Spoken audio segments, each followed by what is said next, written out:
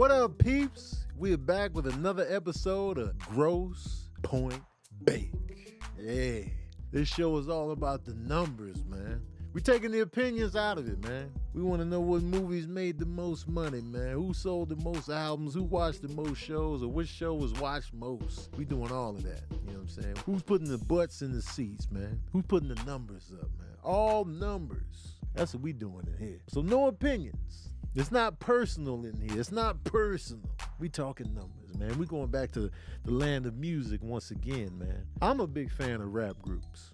I'm a big fan of rap groups. I love a dope-ass rap group. I love it when they got a team together, everybody bringing their own personalities, and you getting the rap groups going. The rap group, it can be a duo or a group. I love it. I'm all in, man. And it got me wondering, like, what were the best-selling group albums of all time? Like, I want to know, like, which albums by a group put up the most numbers out here in album sales, man. So let's get into that list. Let's see what the top-selling group albums were. There is a tie between 1, 2, 3, 4, 5, 6, 7 albums. And this is just hip-hop. This is group hip-hop albums. The top-selling group hip-hop albums. My bad. I left out hip-hop the whole time because if we was talking groups, then it'd be the Beatles and the Beatles and the Beatles and the Rolling Stones and the Beatles and Fleetwood Mac and the Beatles. We talking hip-hop. Top-selling group hip-hop albums. Now there's a tie. All these cats are stuck at like 3 million. All right, so these next few albums I'm about to name are all tied up. Monkey Business by the Black Eyed Peas, 3 million copies. The Black Eyed Peas were pretty much underground for like the first couple albums. I remember their debut album. I remember buying the debut album, and then I got their second follow-up album called Bridging the Gap. And they were just making minimal noise on the scene. Then they added Fergie to the mix. Fergie came into the mix on the Elephunk album. That propelled the group to double platinum status.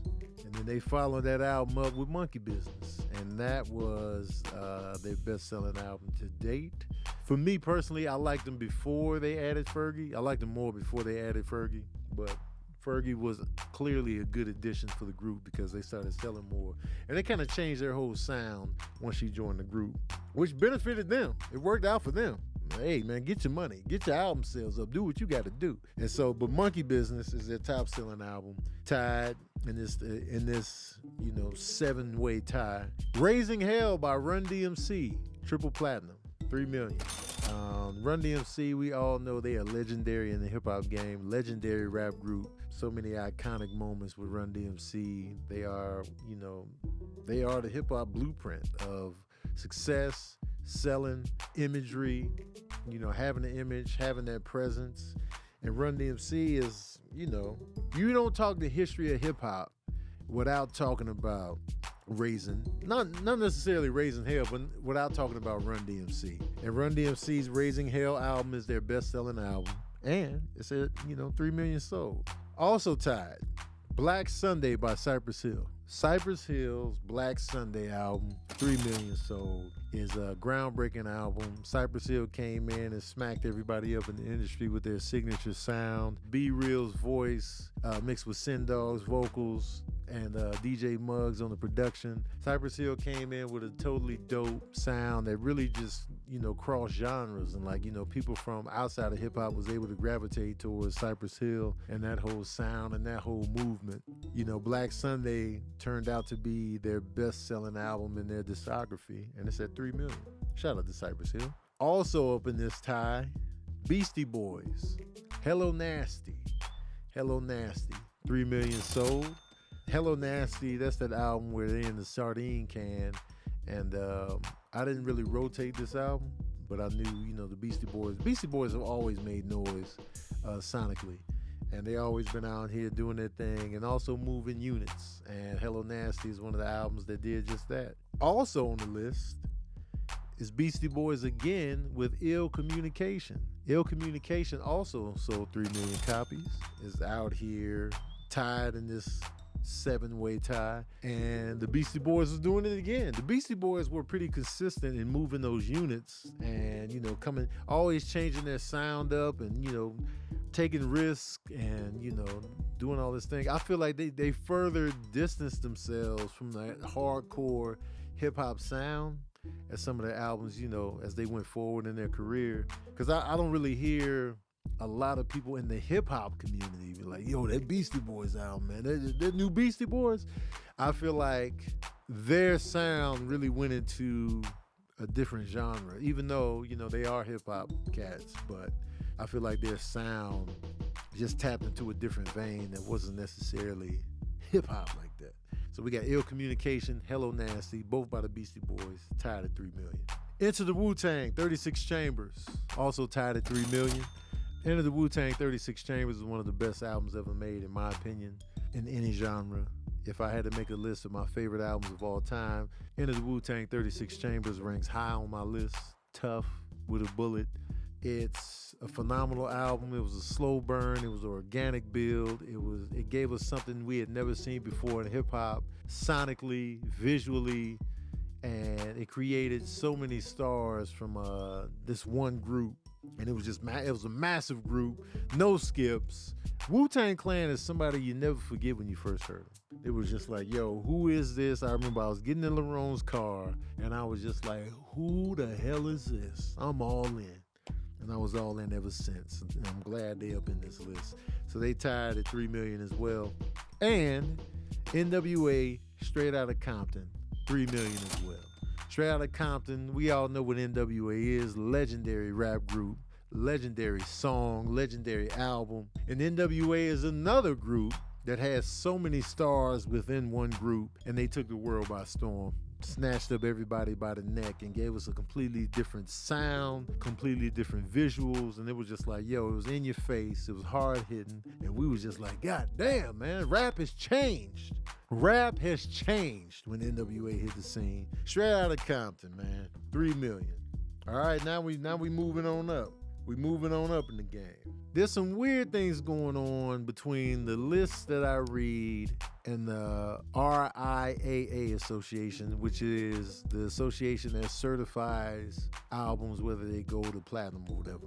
So the certifications, sometimes you'll read something somewhere. Now let me point this out. When I did the Jodeci versus Drew Hill joint, Cisco sent me a screenshot of a plaque he received, and there was a 2.5 sold on, one of the albums. So like that 0.5 matters.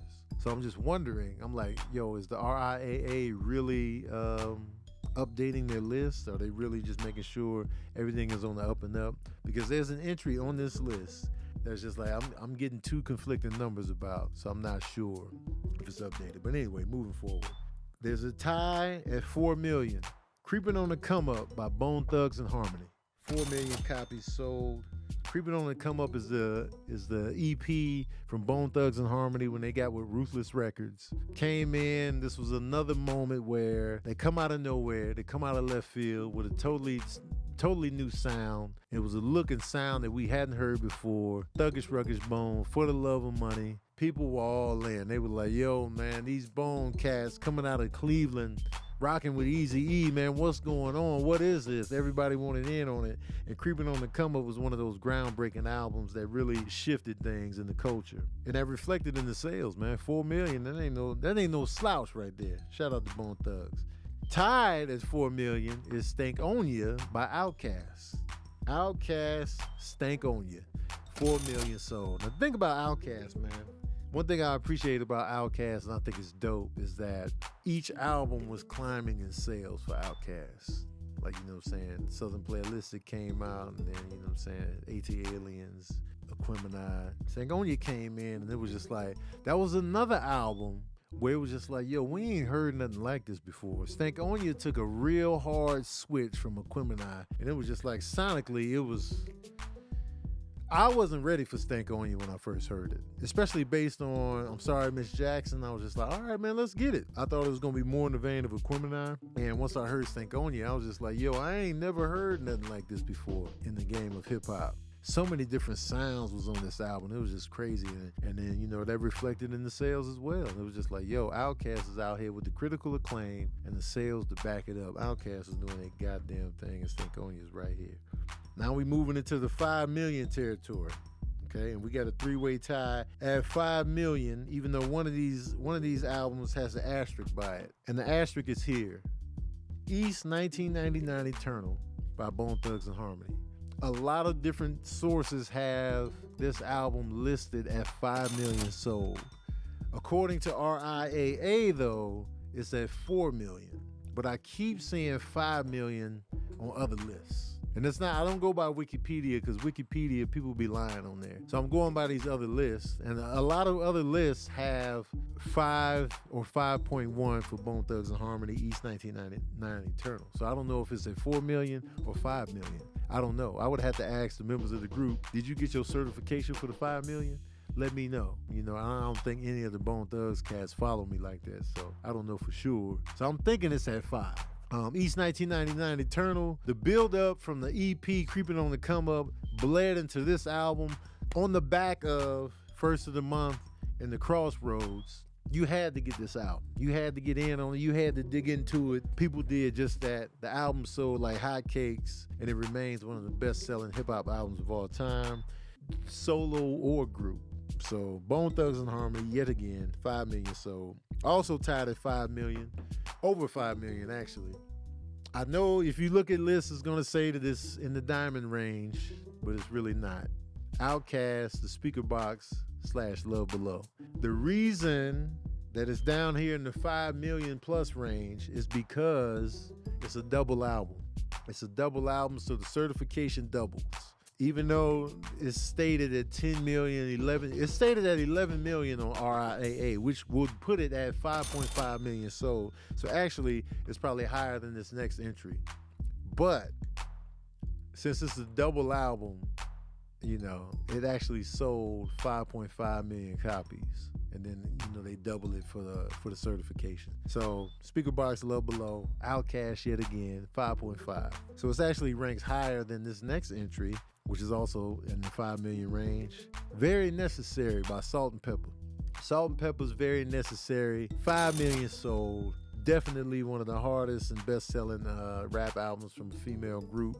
Very Necessary was selling like hotcakes on the strength of Shoop and What a Man. Salt and Pepper was out here killing it with this album, and everybody was buying in on it. You know, Salt and Pepper was dope, had a dope look, had a dope sound, dope message in their music, and they was hitting on all cylinders with this Very Necessary. It was all downhill after this album because they were killing the game and making some real noise. And I think they get overlooked by the impact that they had and the sales that they had as a rap trio of women. And I feel like they don't get their just due a lot of the time. So Very Necessary, 5 million. So I would put Outkast, Speaker Box, Love Below above Very Necessary because I know that Speaker Box, Love Below is at 5.5. I'm not sure if Very Necessary is at 5.5 or not. So, but they all up in that 5 range. Okay?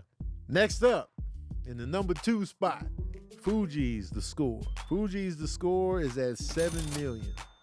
7 million. For Fugees, The Score. That's not even worldwide. Don't even let me get into the worldwide of what it did. But Fugees, The Score hit the world out of nowhere, selling like hotcakes on the strength of Fuji La, Killing Me Softly, Ready or Not.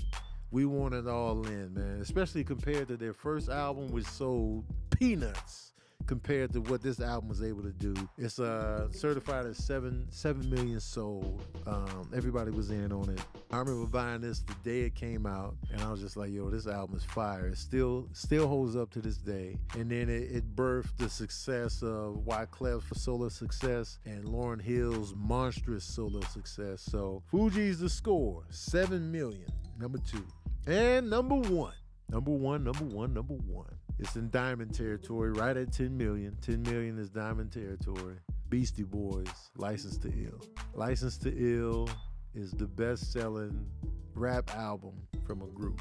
License to Ill. License to Ill is number 1. Number 1 with a bullet.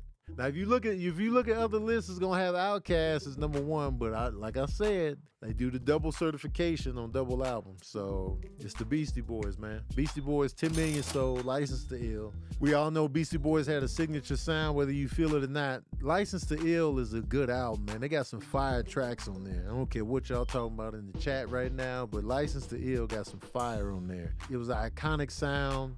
It stood the test of time well. It's all over the place.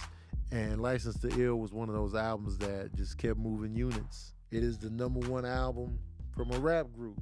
You know what I'm saying? What's your favorite album on this list? Out of all these albums, what's your favorite on this list? You got License to Ill by the Beastie Boys, Fugees The Score, East 1999 Eternal, Very Necessary, Speaker Box Love Below, Stank On You, Creeping on the Come Up, Straight Outta Compton, Hello Nasty, Ill Communication, Enter the Wu-Tang 36 Chambers, Black Sunday, Raising Hell, and Monkey Business.